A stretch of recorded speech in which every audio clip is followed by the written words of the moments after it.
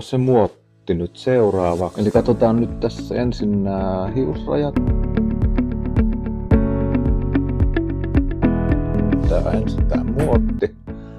Ja sitten katsotaan sen jälkeen sit noita kampausjuttuja ja hiuksen värejä ja muita.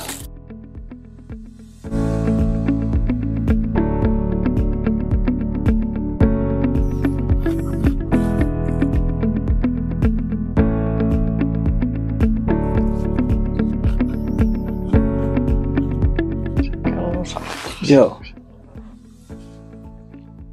Siinä se nyt olisi. Sit saatais mahdollisimman tämmönen valkoinen. Niin... Löysiksi jotain? Kato, mummo harmaa pitää olla. Parempi sinne tehtaalle kuitenkin lähettää värimalli. Aina niinku konkreettisempi. Otetaan tää.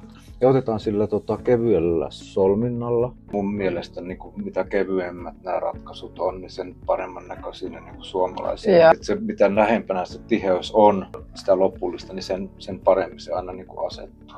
Voi vähän toivoa niitä kiharuuksia. Välttämättä tarvitsisi ihan suora olla, että se voisi olla vähän taipusa. Niinku freestylina, tai tuolla oli niinku freestyle sille, että siinä on keskellä päätä pyörä ja sitten sen voi kuinka vaan.